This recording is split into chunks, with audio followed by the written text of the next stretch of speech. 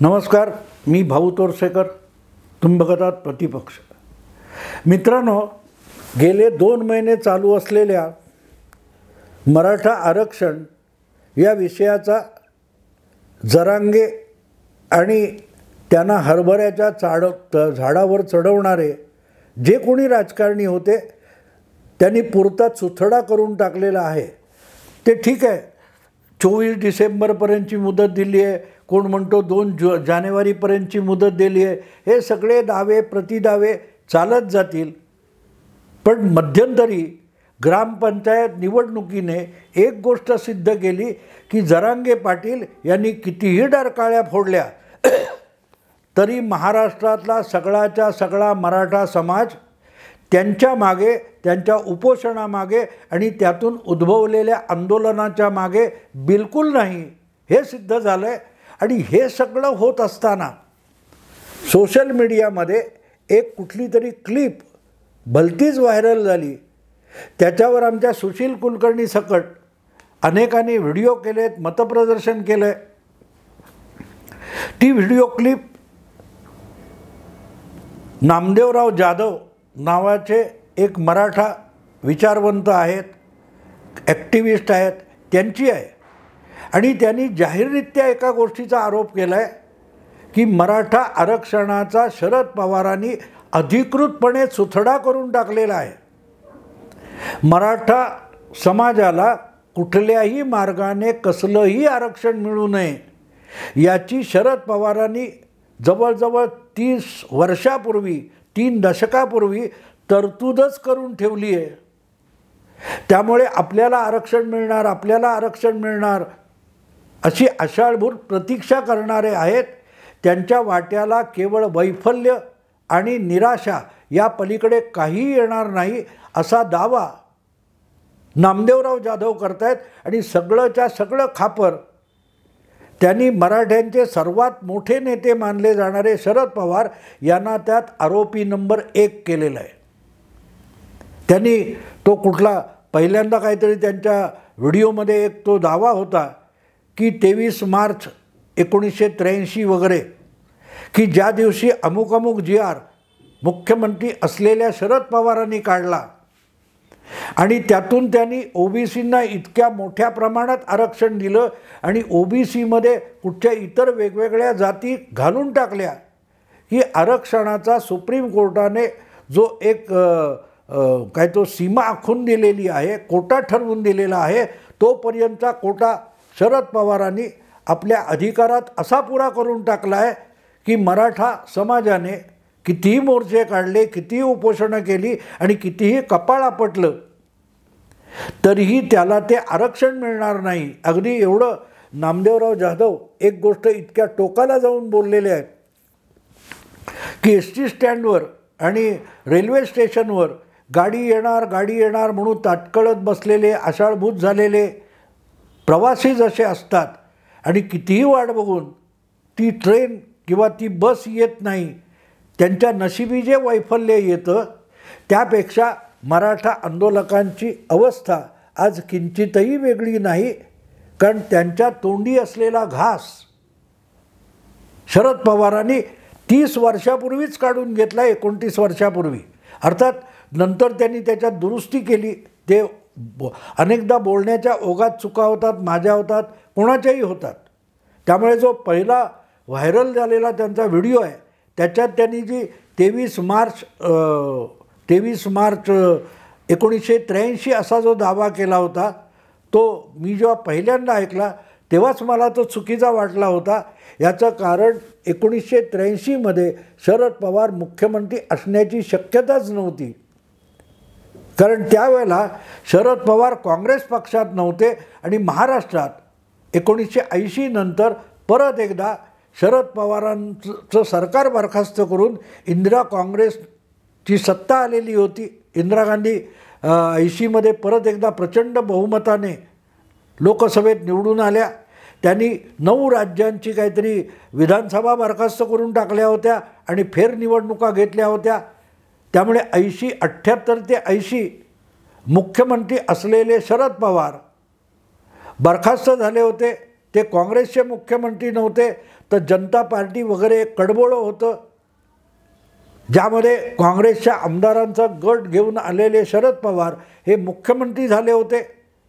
आणि त्यामुळे ते काँग्रेसमध्ये नव्हते, तर ते पुलोदचे मुख्यमंत्री होते. आणि ते सरकार बरखास्त झाल्यानंतर परत एकदा शरद पवार निवडणुका लढले, तरी त्यांना 50-54च्या पेक्षा अधिक आमदार निवडून आणता आले नाही. पण विरोधी पक्षांची पुलोद नावाची आघाडी करून त्याचं नेतृत्व शरद पवारांनी 80 ते 85 स्वतःकडे ठेवलेलं होतं. परत एकदा 1985 साली त्याच शरद पवारांनी त्या सगळ्या विरोधकांचं नेतृत्व करत विधानसभा निवडणूक लढवली होती. पण त्यांनी बनवलेली पुलोद माझ्या आठवणीप्रमाणे 118-120 आमदारांपर्यंत येऊन थबकली आणि त्यांना बहुमत किंवा मुख्यमंत्रीपद मिळू शकलं नव्हतं.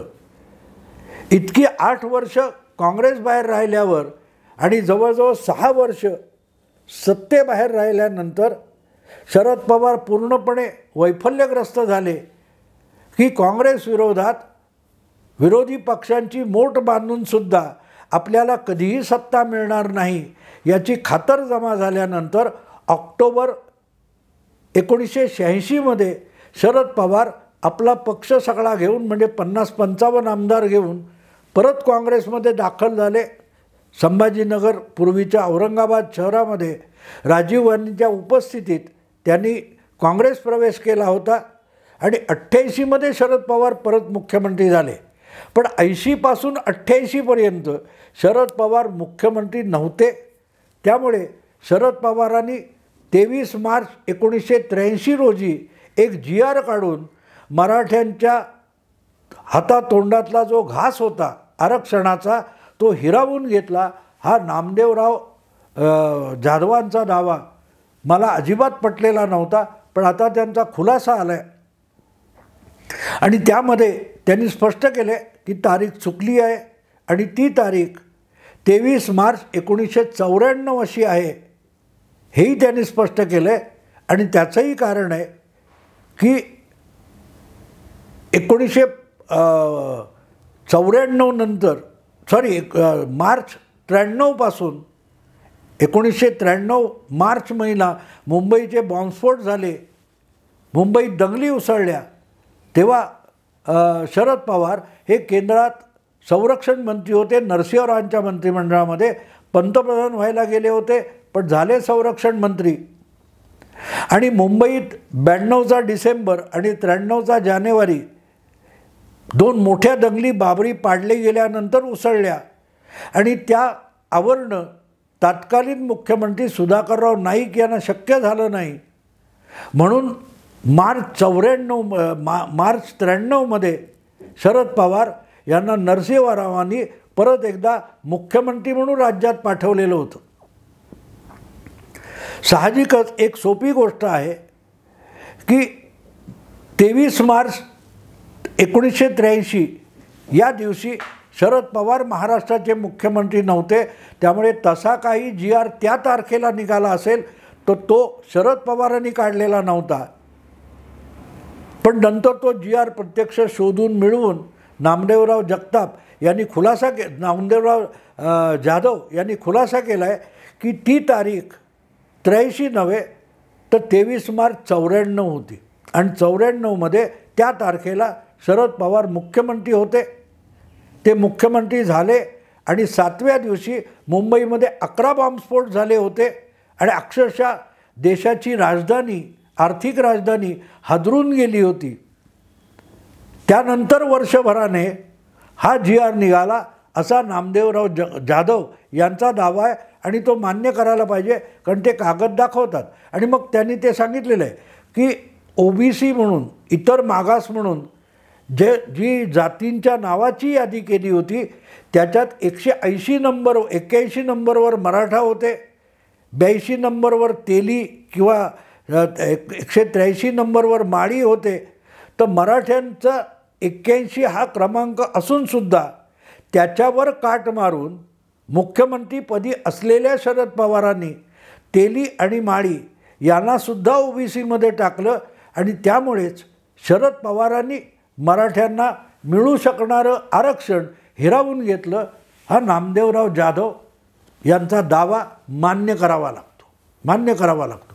ते म्हणत आहेत त्याप्रमाणे प्राधान्य क्रमांकामध्ये ज्या जाती होत्या त्यात तेली आणि माळी यांच्यापेक्षा पहिला क्रमांक जर मराठ्यांचा असेल तर त्यांना ते आरक्षण मिळायला पाहिजे होतं. हा नामदेवराव जाधवांचा दावा मान्य करावा लागतो. मग विश्लेषण करायचं तर शरद पवार स्वतः मराठा असून त्यांनी मराठा समाजाचं हे आरक्षण हिरावून का घेतलं, मराठ्यांच्या तोंडचा हा आरक्षणाचा घास शरद पवारांनी हिसकावून का घेतला याचं विश्लेषण करणं भाग आहे. आणि मला वाटतं की नामदेवराव जाधव यांनी ते विश्लेषण केलं पाहिजे. आणि जर ते विश्लेषण करायचं असेल तर जाधवांना शरद पवार समजून घ्यावे लागतील. माझं एक जनरल थिअरी आहे, कुठल्याही जात समाजाचे नेते असतात त्यांची एक मी खासियत, त्यांच्या स्वभावाची एक खासियत सांगतो. यापैकी बहुतांश, अगदी मुस्लिम घ्या, हिंदू, वेगवेगळ्या जाती जमाती घ्या, ख्रिश्चन घ्या, धार्मिक किंवा जातीय पातळीवर जेव्हा समाजाची एक बांधणी करून कोणीतरी आपल्या हाती नेतृत्वाची सूत्र यावीत यासाठी आटापिटा करत असतो, तो एक गोष्ट सातत्याने करत असतो की आपल्या संघटनेमध्ये आणि आपल्या समाजामध्ये सगळे लोक गरजू राहावेत, लाचार राहावेत, तरच ते आपले पाय धरायला येतील. त्यामुळे आपल्या समाजाचं उत्थान होऊ नये आणि आपल्यात दुय्यम पातळीवरचं नेतृत्वसुद्धा तयार होऊ नये की जे उद्या उठून आपल्या नेतृत्वाला आव्हान देईल, अशी परिस्थिती निर्माण होऊ नये. समाज सबळ झाला, सुशिक्षित झाला तर त्याची बुद्धिमत्ता प्रगल्भ होईल आणि तो स्वयंभू व्हायला लागेल, स्वायत्त व्हायला लागेल. आणि स्वायत्त झालेला समाज किंवा त्याचे सामान्य काय ते घटक असतात, हे नेतृत्वाची लाचारी पत्करत नाहीत, स्वयंभूपणे स्वतःचा विकास करून घेण्याइतके सशक्त होतात. त्यामुळे सशक्त समाजाचं नेतृत्व कुठल्याही समाजाच्या नेत्याला करण्याची गरज नसते. कारण सशक्त समाजामध्ये दुय्यम पातळीवरचं नेतृत्व भरभरा प्रगल्भ होतं, विकसित होतं आणि आपली भूमिका अधिक ठासीवपणे मांडायला लागतं. त्यामुळे समाजाचे जे नेते असतात ते शक्यतो आपला समाज दुबळा, गरजू आणि लाचार राहील याची काळजी घेतात. मला वाटतं मराठा आरक्षणावर बोलताना नामदेवराव जाधव यांनी ही बाजू लक्षात घेतलेली नाही. शरद पवारांना मराठा समाजाचं सर्वात सशक्त, स्ट्रॉंग मराठा असं जे काही नेतृत्व आपल्याकडे राहावं असं वाटत होतं आणि आपल्यानंतर ते आपल्या परिवाराकडे, आपल्या वारसांकडे राहावं, आपल्या कुटुंबाकडे राहावं असं वाटत होतं. त्या दिशेने राजकारण करायचं असेल तर मराठ्यांमध्ये सुखवस्तूपणा यावा, पण सशक्तीकरण होऊ नये याची काळजी घेणं आवश्यक होतं. तुम्हाला आठवतं मित्रांनो, देवेंद्र फडणवीस मुख्यमंत्री असताना 2017-18च्या काळात कधीतरी तुमच्या सांगलीमध्ये का मिरजमध्ये जितेंद्र आव्हाड यांच्यावर त्या हिंदुस्थान प्रतिष्ठानच्या कार्यकर्त्यांनी हल्ला चढवला होता हिंदू धर्माविषयी काही वेडवाकडं बोलल्यामुळे. तेव्हा शरद पवारांनी अगत्याने मुख्यमंत्री देवेंद्र फडणवीसांना पत्र पाठवलं होतं. त्यामध्ये म्हटलं होतं की जितेंद्र आव्हाड हे आमच्या पक्षातले ओबीसींचं नेतृत्व करणारे नेता आहेत. तोपर्यंत राष्ट्रवादी काँग्रेसमध्ये छगन भुजबळ हे ओबीसी नेता मानले जात होते. पण छगन भुजबळ नको असतील तर जितेंद्र आव्हाड पुढे आणायचे, पण त्यांना ओबीसी नेता म्हणायचं. बाकीच्या माध्यमातून आपल्याला सगळ्यात मोठा जाणता नेता, स्ट्रॉंग मराठा या पद्धतीत पेश करायचं. पुढे मराठा हा विषय आला की शरद पवार हा एकमेव नेता असतो. हा एक अजेंडा शरद पवारांनी गेल्या 3-4 दशकापासून निर्माण करून ठेवलेला आहे. यशवंतराव चव्हाण, यशवंतराव मोहिते, तुमचे बाकीचे मराठा नेते यांना कटाक्षाने त्यांचे पंख छाटून छाटून बारीक ठेवत शरद पवारांनी मराठा समाजाचा एकमेव सशक्त नेता अशी आपली प्रतिमा उभी केलेली आहे. त्यामुळे त्यांना आव्हान देऊ शकेल असा दुसरा नेता उभा राहता कामा नये यासाठी त्यांनी काळजी घेतलेली आहे. विलासराव देशमुख असतील, अशोक चव्हाण असतील, पृथ्वीराज चव्हाण असतील, या लोकांशी शरद पवारांचं नेमकं भांडण काय? तुम्हाला आठवत असेल पृथ्वीराज चव्हाण किंवा अशोक चव्हाण हेच 2009 पासून 14पर्यंत राज्याचे मुख्यमंत्री होते. त्याच्या आधी विलासराव देशमुख होते. पण त्यांना आपल्या सिंहासनावर किंवा सत्तास्थानावर भक्कमपणे मांड ठोकून बसायची संधी शरद पवार देत नव्हते. सातत्याने हे मराठा नेते असूनसुद्धा काँग्रेसमधले आहेत म्हणून त्यांचं सत्तास्थान डळमळीत करायचं राजकारण शरद पवार करत राहिले. आणि पृथ्वीराज चव्हाण यांच्या बाबतीत तर शरद पवारांनी धोरण लकवा की हाताला काय लकवा मारलाय का असा पृथ्वीराज चव्हाण यांना टोमणा मारला होता. याचं कारण असं की शरद पवार गोटातले जे दुय्यम दर्जाचे आणि शरद पवारांच्या आरत्या करणारे नेते होते त्यांच्या अनेक गोष्टीवर पृथ्वीराज चव्हाणांनी काय म्हणतात तो दगड ठेवलेला होता. महाराष्ट्र सहकारी बँक, राज्य सहकारी बँक या सगळ्याला चिमटे लावलेले होते. त्यामुळे पृथ्वीराज चव्हाणांपासून अनेक मराठा नेते असे दिसतील की त्यांचं शरद पवारांशी असलेलं भांडण जे आहे ते ह्या मराठा नेत्यांना शरद पवार सशक्त आणि स्वयंभू होऊ देत नाहीत, हे भांडण आहे. मग असे शरद पवारचं स्वपक्षातल्या मराठा नेत्यांना म्हणजे काँग्रेसमधल्या मराठा नेत्यांना कधी सशक्त होऊ देत नसतील तर ते उरलेल्या कुठल्याही पक्षातल्या मराठा नेत्यांना सशक्त होऊ देतील याच्यावर तुमचा विश्वास आहे का? नाही.